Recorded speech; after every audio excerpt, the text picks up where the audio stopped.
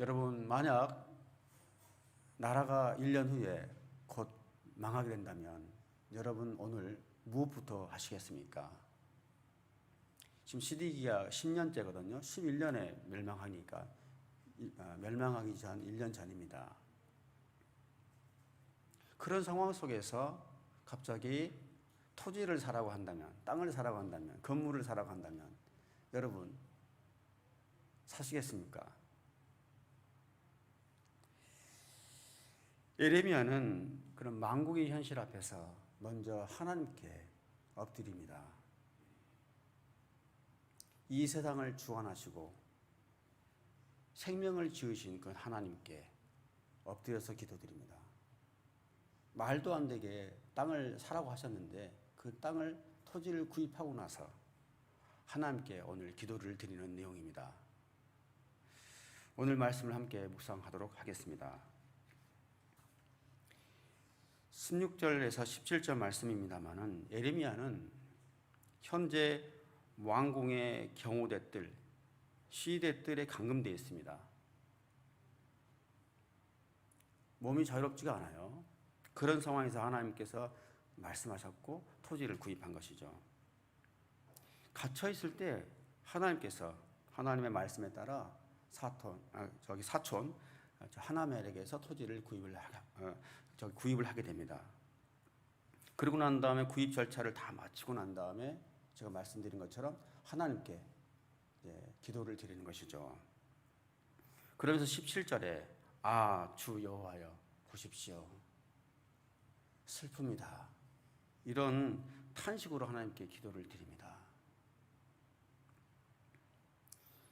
조금 있으면 곧 동족들에게 닥칠 심판의 재앙이 있습니다.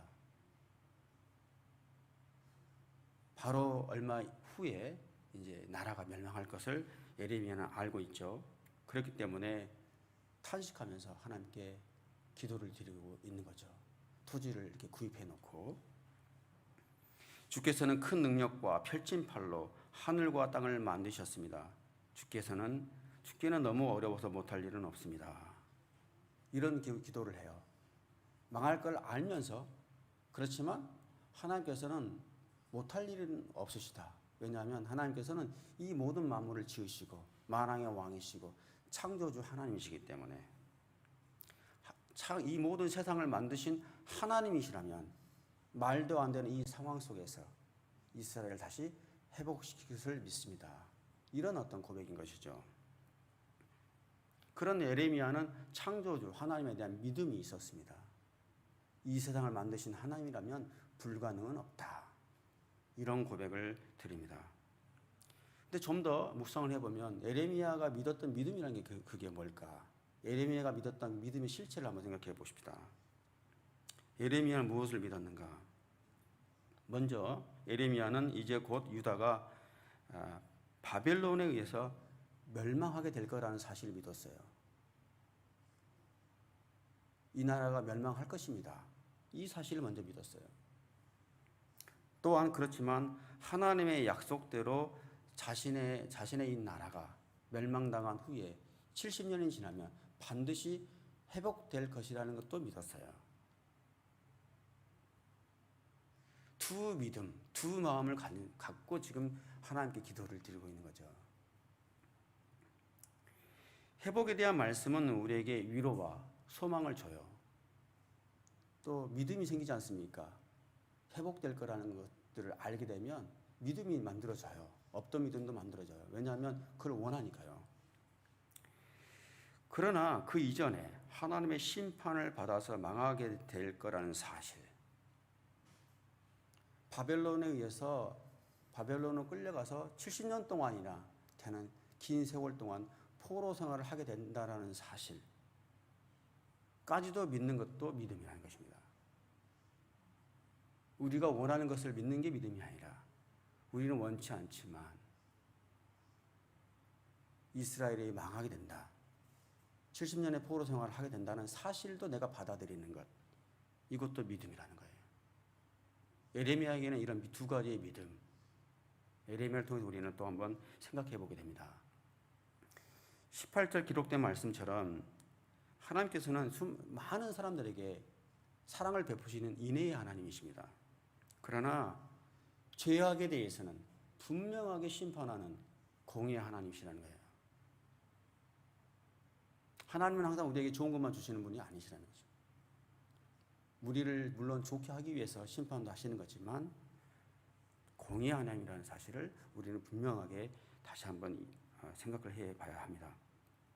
근데 여기서 유심히 볼 부분은 조상들의 죄악을 그들의 자손들의 품에 갚으신다고 말씀하십니다. 이게 이 문자 그대로를 받아들이면 조금 어폐가 있죠.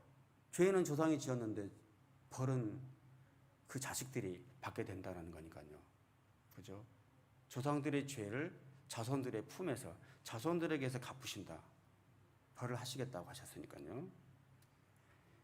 일종의 연좌제 같은 거죠. 부모가 죄를 지었고 자식이 벌을 받는. 그렇게 된다면 아버지의 죄를 자식이 벌을 받는다면 하나님께서 공의로운 하나님이실까요? 그런 하나님을 우리가 공의롭다고 이야기할 수 있을까요? 그런 이야기가 아닐 겁니다. 좀 더 묵상을 해보면 하나님께서 지난주 주일날 큐티 본문이었습니다마는 31장 30절에 모든 사람이 각각 자기 죄로 인해 죽을 것이다. 신포도를 먹는 자는 누구나 자기 이가 실릴 것이다. 신포도를 먹게 되면 이가 실리지 않습니까? 먹는 사람이 이가 실린 거지 먹지 않는 사람이 어떻게 이가 실리겠습니까? 그렇죠? 먹지도 않았는데 죄도 짓지 않은 자식들이 어떻게 이가 실리겠느냐는 거죠. 말이 안 되는 거지 않습니까? 그래서 신포도를 먹는 사람의 이가 실린 것이지 자식들의 이가 실리지 않는 것처럼 죄를 지은 사람이 심판을 받게 된다는 것이죠. 그래서 19절을 보면은 주께서는 모든 사람에게 각자 자기의 행동과 행위의 열매에 따라 갚아주신다고 이야기합니다. 죄를 지은 사람에게 지은 대로 그 행동에 대해서 심판하시겠다고 하신 것이죠. 이런 하나님의 이런 말씀을 전체적으로 봤을 때 맥락에서 볼 때는 이 말을 우리가 조상들의 죄를 자식들에게 갚으신다라는 이 말씀을 우리는 이렇게 생각을 해야 될 것입니다. 하나님께서 조상들의 죄에 대해서 계속 심판을 하려고 했습니다. 조상들이 죄를 계속 지었습니다. 우상을 했습니다. 여러 우상 숭배를 했습니다. 죄를 지어서 벌을 하려고 했는데 하나님은 그 죄를 벌하지 않으시고 참으셨습니다. 그 후손에게 또 그 후손에게 계속 자손 대대로 죄를 계속 짓고 있었지만 계속 참으셨어요. 근데 조상들이 그 자손들이 조상들의 죄에서 돌이키지 않고 조상들의 죄의 영향 아래에서 그런 영향 속에서 계속해서 조상들의 죄를 반복을 하니까 어쩔 수 없이 자손에 걸쳐서 마지막 세대인 시드기야 세대에서 심판하시게 되었다는 것입니다. 조상들의 죄를 자식들에게 짊어지게 하는 것이 아니라 자식들도 계속 조상들의 죄를 답습하고 돌이키지 않아서 참다가 이제는 마지막까지 참다가 마지막에 시드기야 세대에서 하나님께서 심판하셨다. 하나님은 그만큼 사랑의 하나님이시고 인내의 하나님이시고 그렇지만 반드시 죄에 대해서 심판하시는 공의의 하나님이시라는 것을 우리가 또 한번 경험하게 됩니다. 이런 이유로 이스라엘 백성들이 계속 하나님께서 참으시다가 마지막에 멸망하게 된 것이죠. 이어서 20절에서 23절의 말씀을 보시면 출애굽의 역사를 상기시키고 있습니다. 멸망 앞에 출애굽의 역사를 말씀하시는 이유가 뭘까요? 하나님께서 바벨론으로 곧 끌려가게 생겨 있는 이 상황 속에서 갑자기 출애굽 이야기를 또 하나님께서 이야기를 하시는 거거든요. 이유는 먼저 이 부분을 묵상해 보면 먼저 하나님께서는 반드시 이스라엘 백성들과의 언약을 지키시는 분이라는 사실을 다시 한번 생각하게 하십니다. 출애굽의 역사를 통해서 출애굽이 있기 전에 430년 이전에 하나님께 약속하셨지 않습니까? 너희들을 얼마 후에 400년 지나서 다시 이끌어 주시겠다고 말씀하셨어요. 그 430년 전보다 훨씬 전에 조상들에게 이미 약속된 말씀이었는데 때가 차니까 하나님께서 직접 그들의 백성을 찾아오셔서 그들을 이집트 바로의 손에서 약속의 땅 가나안으로 이끌어내셨습니다. 그러듯이 너희들이 지금 멸망하게 될 텐데 70년의 시간이 흐르면 바벨론 땅에서 너희 이스라엘을 내가 다시 이 땅, 약속의 땅으로 내가 70년 후에 다시 구원해낼 것이다 라는 메시지를 주고 있는 거죠. 이 출애굽의 역사를 통해서 그런 약속을 하나님께서 다시 한번 이 메시지 안에 담아두고 있는 것입니다. 또 한 가지의 메시지는 출애굽 전에요. 출애굽 후에 가나안에 이제 입성을 할 때 가나안 족속들이 기존에 살던 족속들이 다 쫓겨났지 않습니까? 그렇죠? 가나안 족속들이 왜 가나안에서 쫓겨났습니까? 우상 숭배, 여러 가지 성적인 타락, 음행들이 있었지 않습니까? 그걸로 인해서 하나님께서 이 이스라엘 백성들을 택해서 가나안 땅에서 가나안 족속들을 멸족시켰지 않습니까? 근데 그것도 바로 멸족시킨 게 아니었습니다. 그렇죠? 400년 이상 동안의 시간을 기다려 주셨어요. 그렇죠? 바로 하나님께서 가나안 땅을 약속해 주셨지만 400년이라는 이상의 시간들을 기다려 준 다음에 멸족시켰어요. 왜요? 그들의 죄가 가득 찰 때까지 기다려 주셨습니다.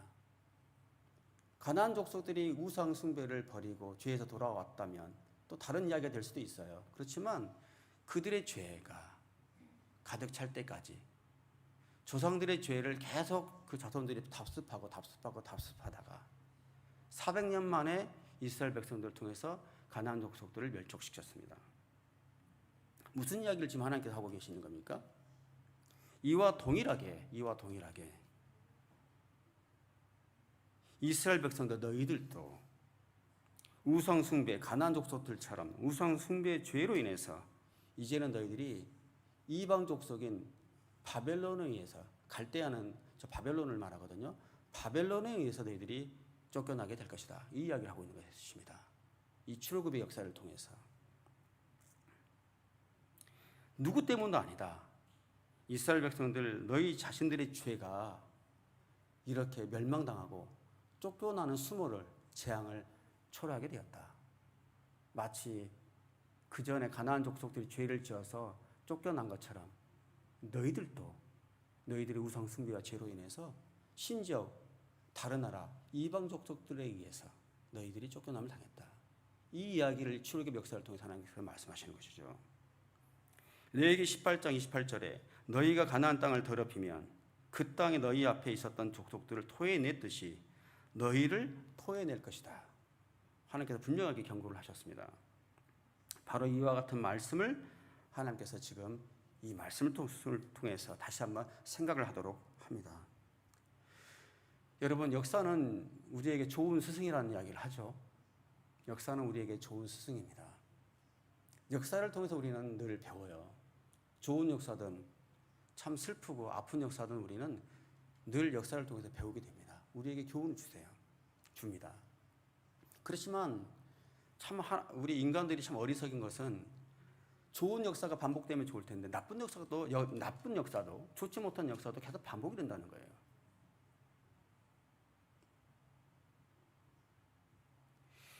여러분, 우리 안에 반복되는 죄, 우리 안에 반복되는 그 시험거리가 있습니까? 과거에 그런 죄로 인해서 그런 시험거리로 인해서 내가 넘어지고 아픔을 당했음에도 불구하고 계속해서 그 죄에서 벗어나지 못하고 반복되는 그런 시험거리가 있는지 한번 생각해 보십시오.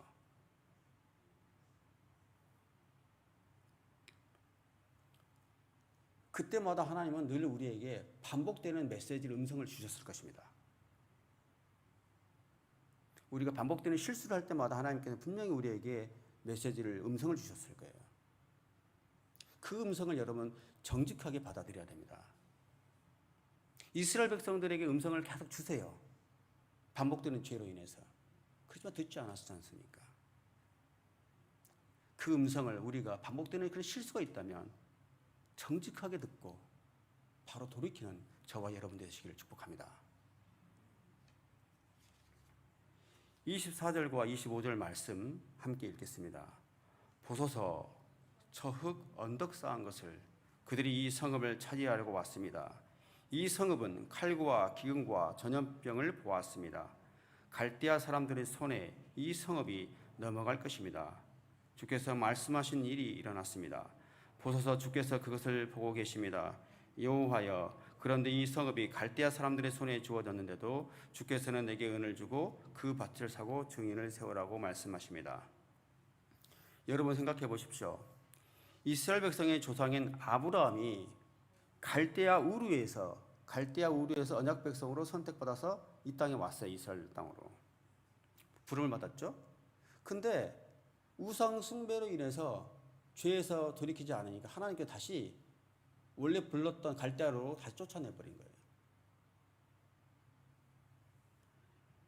갈대아에서 부름받은 약속의 백성들이 죄에서 돌이키지 않으니까 우상으로 가득한 다시 옛날에 그 땅으로 돌려보내버린 거예요. 여러분, 우리가 이 말씀을 심각하게, 아주 정직하게 직면하고 대면해야 되는 거예요.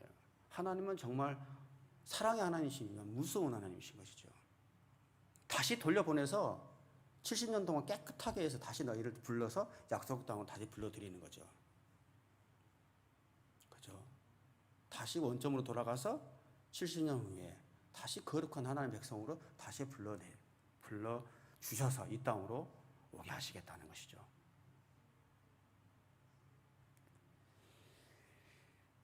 그런데 이런 상황 속에서 나라가 망하기 일보 직전인데 갑자기 하나님께서 내게 은을 주고 그 밭을 사고 증인을 세우라고 말씀하십니다. 성읍이 다 빼앗기는 상황인데 사촌인 하나멜에게서 땅을 사라고 하신 것입니다. 심판을 주시지만 땅을 사라고 하시는 것은 분명하게 다시 이 땅을 회복시킬 것이라는 하나님의 희망의 메시지가, 소망의 메시지가 있는 것이죠. 회복의 메시지가 있습니다. 망할 땅을 왜 사라고 하겠습니까? 이 땅은 너희들에게 준 약속의 땅이다. 그래서 다시 기업으로 받게 될 것이다. 너희들에게, 이스라엘 백성들에게 다시 반드시 이 땅을 약속의 땅으로 다시 주마라는 그런 약속의 메시지가 이 안에는 있는 것이죠. 사실 납득하기 어려운 하나님 말씀에 그대로 순종한다는 것이 얼마나 힘듭니까? 그러나 이렇게 납득하기 힘들수록 순종할 때 하나님이 하나님됨을 진정으로 인정하는 믿음으로 우리는 성장해 가는 것 같아요. 우리가 하나님의 음성을 계속 듣고 싶어 해요. 우리 듣는 훈련도 많이 합니다. 근데 하나님 가끔 가다가 순종하기 힘든 이야기를 하실 수 있어요. 근데 그런 순종을 통해서 우리는 하나님의 음성을 듣게 되는 거죠. 에레미야가 만약에 하나님의 음성을 듣는 훈련이 안 되어 있었다면 이런 말도 안 되는 이야기를 했을 때 순종할 수 있었을까요? 에레미야도 무한한 실수를 했을 겁니다. 하나님의 음성을 듣는 데 있어서. 그렇지만 순종을 통해서 순종을 해보니까 하나님께서 이렇게 말씀하신 게 맞고 하나님께서 하신 일이 맞구나라는 것을 다시 한번 확인할 수 있는 거죠. 그러니까 하나님의 음성을 듣는 훈련은 바로 이런 것입니다. 순종하기 힘든 것을 계속 순종하게 될 때. 저의 경우는 참 일본에 올 때 13년 전에 참 어려웠어요. 아이들 둘을 놔놓고 갑자기 일본에 가라고 하니까 그때는 제가 일본에 헌신하려고 하는 사람들이 없었어요. 왜냐하면 일본에 대한 여러 가지 이렇게 생각들이 있기 때문에 한국 분들이 일본에 가라고 그러면 헌신을 잘 안 하시는 부분도 있어요. 근데 저 같은 경우는 이제 6개월 만에 태어난 미숙아가 있었고 3살 된 큰애가 있었고 엄마는 저희 아내는 굉장히 우울증으로 굉장히 힘든 상황에 있었어요. 근데 이제 6개월 만에 태어난 아이를 놔놓고 1년 만에 제가 일본에 와야 되는데 그것도 같이 가족이 오는 게 아니라 저 혼자 한 10개월 이상 떨어져 있어야 됐었거든요. 근데 정말 저는 개인적으로 일본에 오기 싫었거든요. 근데 저까지 싫다고 그러면 안 될 것 같더라고요. 왜냐하면 다른 사람들은 다 안 간다고 그랬거든요. 근데 저조차도 안 간다고 그러면 말이 안 될 것 같아서 저는 순종을 했어요. 그렇게 순종을 하다 보니까 일본 CGN TV도 개척을 하게 되었고 러브 소나타를 또 경험하게 되었고 또 그러면서 제가 또 이 자리에서 여러분에게 부족한 종이지만 하나님의 말씀을 전하고 있습니다. 그때 제가 만약 순종을 안 했다면 이 자리에 있을 수 있을까요? 제가 이만한 러브 소나타든지 CGN TV 사역을 경험할 수 있었을까요? 그때 제가 아무것도 모르고 정말 가기 싫었지만 그냥 순종만 했습니다. 그때도 또 감기로 인해서 몸이 굉장히 뜨거웠어요. 그때는 이제 감기약을 먹고 제가 비행기를 타면서 히라가나를 그때부터 외우기 시작했어요. 정말 가기 싫어서 참다가 비행기 장에서 히라가나를 외웠습니다. 그런 심정으로 제가 왔는데 그런 제가 10년 후에 10년이라는 시간들을 흘러보니까 하나님께서 놀라운 일을 하셨다는 것을 제가 경험을 합니다. 순종하기 힘들 때 순종하면 하나님께서 역사를 이루신다는 것이죠. 그런 순종의 믿음을 여러분도 소유하시기를 바랍니다. 이어서 26절에 35절 말씀입니다. 하나님께서 이스라엘을 징계할 수밖에 없는 이유를 쭉 나열합니다. 29절 말씀에 이 성읍을 공격하는 갈대아 사람들이 이 성읍에 와서 불을 지를 것이다. 그들은 지붕에서 바알에게 분향하고 다른 신들에게 전제물을 부어 나를 화나게 했던 사람들의 집과 함께 이 성읍을 다 불태워 버릴 것이다 했습니다. 이스라엘의 집의 지붕은 평평하죠. 평평합니다. 일본이나 한국 집과 같지가 않고 평평하기 때문에 그 당시의 사람들은 지붕 위에 올라가서 이렇게 기도하는 습관이 있었어요. 베드로가 기도를 하다가 그 지붕 위에서 기도하다 환상을 보지 않습니까? 그런 장면과 같은 거죠. 그런데 사람들이 집집마다 지붕에서 바알 신을 만들어 놓고 분향하고 전제물을 붓고 하는 일을 했다는 거예요. 지붕 위에다가 여러 가지 장식해 놓고. 우리 이제 저희들이 살고 있는 일본에도 보면 집집마다 그 정원 앞에 또 집 안에 여러 가지 작은 우상들을 놔놓고 이렇게 숭배를 하는 모습들을 좀 발견을 하게 됩니다. 좀 그런 어떤 문화들이 그런 것들이 그 당시 이스라엘 백성들한테는 굉장히 만연해 있었던 것 같아요. 심지어 34절 말씀을 보면 내 이름으로 불리는 집 하나님의 성전에까지 그들의 가증스러운 우상들을 세우고 그것을 더럽혔다고 했습니다. 실제로 열왕기와 21장을 보면 므낫세라는 왕이 하나님의 성전에 아세라 목상을 성전에 놔놓고 섬겼어요. 근데 여러분 우상 숭배는 무엇과 이렇게 관계가 있죠? 음행과 관련되어 있지 않습니까? 심지어 하나님의 성전에조차도 음행을 저질렀던 왕이었습니다. 왕이 이 정도니까 백성들은 얼마나 더 심했겠습니까? 말할 필요가 없겠죠. 그래서 35절에 말씀합니다. 그들은 흰놈의 아들 골짜기에 바알의 산당을 짓고 심지어 자기 아들들과 딸들을 불 속으로 지나가게 해서 몰렉에게 바쳤다. 이러한 일은 내가 명령하지도 않았고 내 마음에 떠오르지도 않았던 일이다. 미처 하나님도 생각하지 못했던 일이었다는 거예요. 그들이 이렇게 가증스러운 일을 해서 유다로 하여금 죄를 짓게 했다. 사실 정말로 하나님의 성전을 누가 더럽혔습니까? 누가 이스라엘 땅을 오염시키고 타락시켰습니까? 바벨론인입니까? 아닙니다. 이스라엘 백성들이었습니다. 이 모든 죄악들이 어디서부터 시작되었을까 생각해 보면 결국에는 하나님의 말씀으로부터 멀어졌기 때문에 이런 일이 벌어진 겁니다. 인류의 최초가 어떻게 시작되었습니까? 하나님의 말씀에 대한 불순종으로부터 시작되었습니다. 그렇듯이 지금 이 모든 죄들이 결국에는 하나님의 말씀을 듣지 않아서 이 모든 일들이 일어난 것입니다. 심지어 마지막에 하나님의 심판 메시지조차도 마지막 경고조차도 들으려고 하지 않았습니다. 여러분, 하나님의 말씀을 듣지 않아서 이 모든 일이 일어났다는 사실을 다시 한번 우리는 기억하길 바랍니다. 오늘날 이 사회를 보십시오. 그리고 이렇게 거룩해야 될 교회들이 얼마나 세속화되어 가고 있습니까? 세상이 길을 잃고 방황하고 있습니다. 왜 그럴까요? 올바른 길을 제시해야 될, 방향을 제시해야 될 교회들이 하나님의 음성을 제대로 듣고 있지 않아서이지는 않을까요? 이런 두려운 마음을 가지고 오늘도 하나님의 말씀에 주목해서 듣기를 바랍니다. 오늘도 하나님의 말씀 앞에서 바로 서는 저와 여러분들이 되시기를 축복합니다.